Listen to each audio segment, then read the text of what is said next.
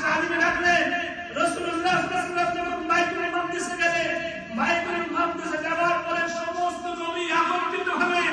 নবী একত্রিত হওয়ার পরে রাসূলুল্লাহ সকলের ইমামতি করলেন। ওনাকে বলা হয় ইমামুল মুরসালিন। সকলের ইমামতি করলেন। ইমামতি করার পরে যখন উপর থেকে উঠছেন, দেখছেন জান্নাতি খুশবু আসছে।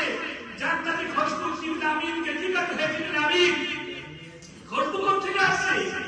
জিবরিল আমিন বলছে যে ফেরাউনের একটা বাড়ি ছিল, তার দুটো বাচ্চা ছিল।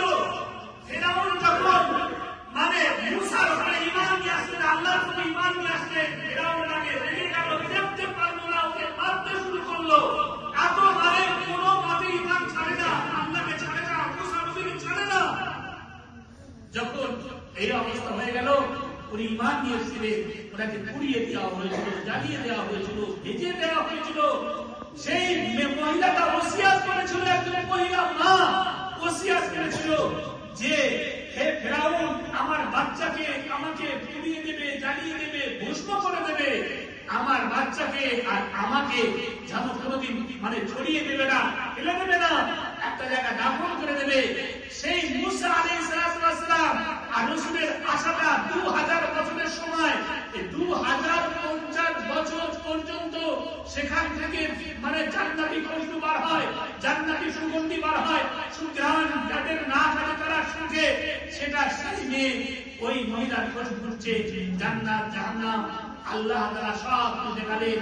আর মহল্লায় গেলে কালা কাউসাইন ও আদনা এরকম ভাবে আল্লাহ এবং মুহাম্মদ রাসূলুল্লাহ গলা জড়ালেন, জড়িয়ে কথা বললেন।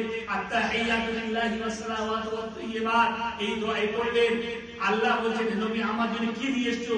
রাসূল বলে, হে আল্লাহ, আপনি পাক পবিত্র, আপনার শান শওকত, কোন জিনিসের লয় নেই, ক্ষয় নেই, কিছু খান না, দেন না, আপনি সব কিছু দেন, কাউকে যদি কোন জিনিসের প্রয়োজন পড়ে না, আপনার কি প্রয়োজন? আল্লাহ বলেন, আসসালামু আলাইকা আইয়ুহান নবী, হে নবী, তোমার উপর সালাম হোক, শান্তি হোক, করুণা বর্ষণ হোক। নবী আমাকে ভুলেনি, আপনাকে ভুলেনি। হাজার হাজার বছর পরে কিয়ামত পর্যন্ত উম্মতকে ভুলেননি। তিনি বলেছেন, আসসালামু আলাইকা ওয়া আলা ইবাদিল্লাহিস সালিহিন, আল্লাহ আমার সালেহ উম্মত তারা কি সালাম থেকে রহমত থেকে বলছি, তাদেরও সালাম হোক। সালাম দিয়ে গেছে দোস্ত বুজুর্গ। সেই রাসূলের দ্বীন, সেই রাসূলের ঈমান, রাসূলের মানে রাসূলের সুন্নাত আমার জীবন থেকে, আমার ঘর থেকে, বাড়ি থেকে, বেটি থেকে, মা থেকে, বোন থেকে, বিবি থেকে বিলীন হয়ে যাচ্ছে, বিদায় হয়ে যাচ্ছে, শেষ হয়ে যাচ্ছে।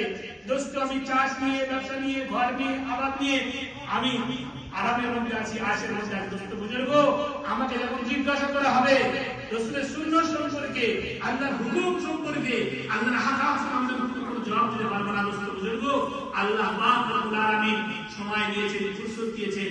এই ফুরসত থেকে আল্লাহকে চিনতে হবে, আল্লাহকে জানতে হবে, রাসূলের সুন্নাতে চলতে হবে, রোজা ঠিকমতো আদায় করতে হবে। সময় আজ আছে, কাল থাকবে না, শেষ হয়ে যাবে। যখন আমি আপনি চাইবো সেজদা করতে, সেজদা করা যাবে না।